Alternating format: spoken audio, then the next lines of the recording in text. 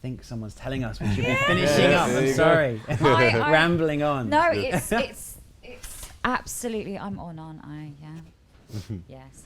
It is absolutely awesome. I'm sorry. I actually hated giving you those 5-minute warnings. Well, No, because I'm really enjoying that.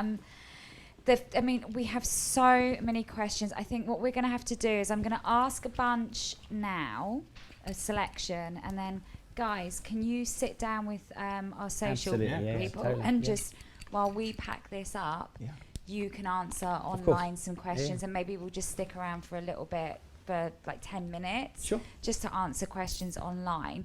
But I've got, excuse me. Gosh. Frog in your throat. It's the gremlin. It is the gremlin. The gremlin's got around. It's gone in here. Okay. So, question for you guys on the couch. Wondering how VR and AI will mesh. Is this something game companies will be uniquely positioned for? VR and AI. Absolutely. I mean, they're already looking at doing. I mean, AI in the virtual, in the sense of a game at the minute is done. It's react to you and do everything else. They're not learning to take over the planet. But if you look at some of the Google algorithms out there for real artificial intelligence, when you start melding that with a virtual reality space, you can imagine people having real emotional connections with characters beyond just, I'm sad, I'm happy for it. Henry's a great thing. So Oculus Studio made a little short called Henry, little hedgehog. You walk in, you sit down, he walks in, he looks at you, stares at you, and you're in his world because he gives you agency, you're there with him. And you feel really sad for him because I'm emotionally connected. I mean, that's just pulling the heartstrings of traditional filmmaking, but because VR, I'm there. So AI specifically, yes. And the idea of virtual humans and virtual interactivity and all that kind of interesting space can go through a dark hole very swiftly. We'll come back from that. But I think you will start people having some meaningful relationships in VR, whatever really that may be. Interesting with AR as well, because you've got this resource of camera technology and collaboration. You can leverage machine learning to really improve the pool of AI. For example, if people collaborate across the world on things, you can start using some of that data. Or even the way that people interact with stuff, it's tracking things and it knows what you're doing with your hands, and you suddenly opened up a whole new place to pull data from. And I think there's going to be a bunch of apps and stuff that will contribute towards AI in that sense as well. We are very close to Skynet. We are. More lasers.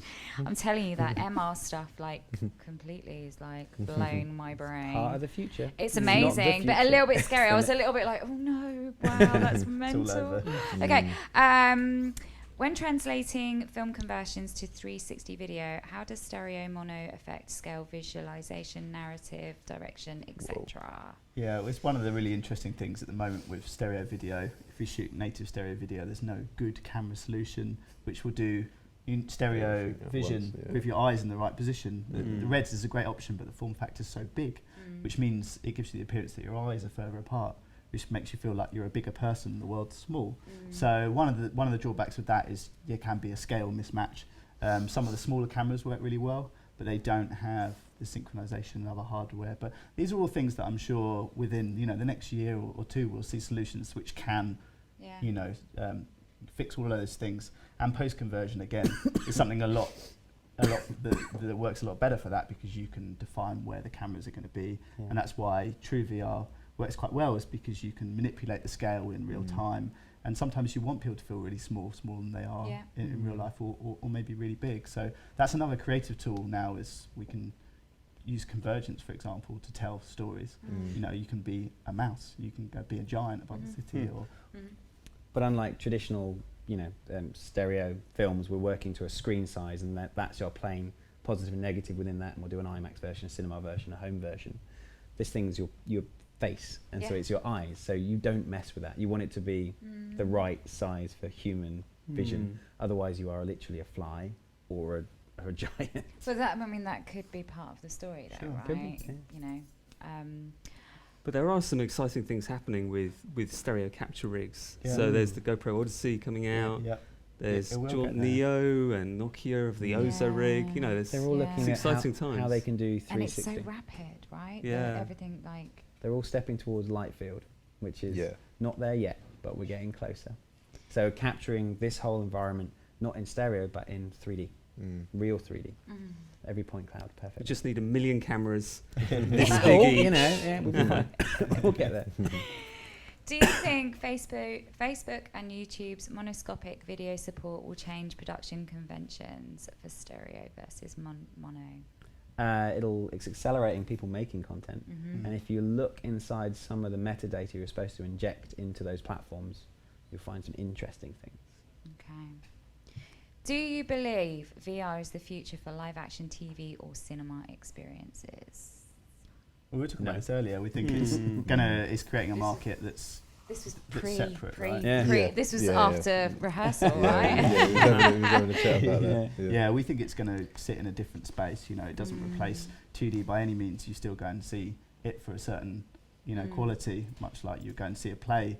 You know, then there's separate entities. And I think although VR draws from games and it draws from film, I think it's defining its own space in the market.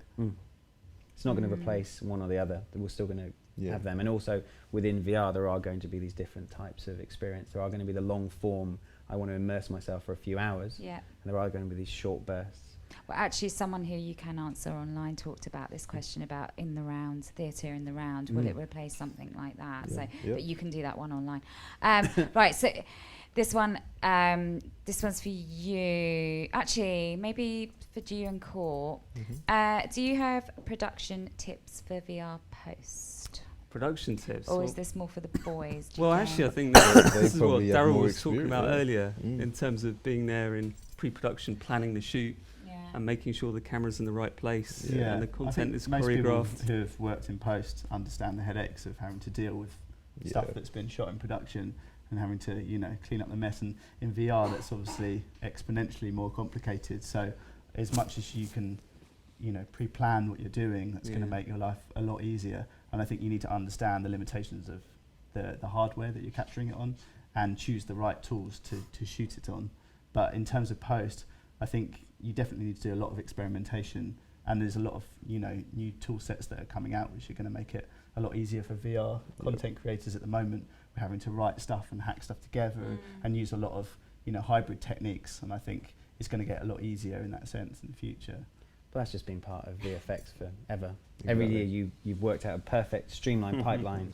Someone brings out a tool that does all of your work and replaces half your crew. Move on. But now we have new problems to deal with. Roto's still at the heart of a lot. Roto and paint doesn't go anywhere, does it? No. So, question for you, Mr. Stark.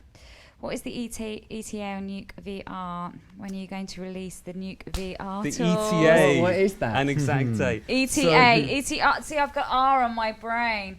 ETA. That's what I meant to say. Thank you. You read that properly. So we are working on VR tools for Nuke, and there's various areas that we're interested in helping with VR post production. So we're looking at stitching, how you can stitch live action content from the rigs that we've just seen from Rewind, GoPro rigs and other hybrid rigs. So we're working on stitching tools. We're also looking at ray trace integration into Nuke so that you can render correctly to spherical and stereo panoramas for stereo VR.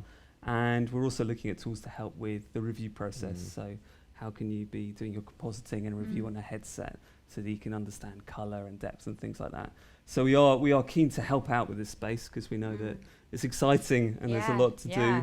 I can't give you an exact ETA or date. So we're working very hard. You can get this at Christmas. Yeah, I mean, these guys are working feverishly. Night and day. So if anyone's interested, we do have a landing page on our website. Please register your interest and we'll keep you up to date when we have dates available. Okay, unfortunately, that's all we've got time for on this session. However, the boys are going to be generous enough to. I've actually got beer waiting for you. Oh, bravo. So they can sit down with a beer. My favourite. Yeah, for say 10 minutes and just answer some questions, some of the ones that we haven't covered on the feed. A round of applause for our guests, Sol and Daryl. Loving all these things as well. And there's your Christmas present. You can take it home. Oh, fantastic. Is that right? Is that right? It's 50 quid. Also, a big thank you to John Stark and Courtney as well. Thank you so much, gentlemen. Bravo. Cheers, thanks, guys. Round of applause. And yes, we will see you soon. Thank you for bearing with us. Like we said, the gremlin has jumped to my throat. Hopefully it will have left with all the gremlins we had earlier. We really appreciate you hanging in there with us. It was worth it, right? So yes, we will see you again very, very soon. We'll see you then. Take care. Bye-bye. Bye.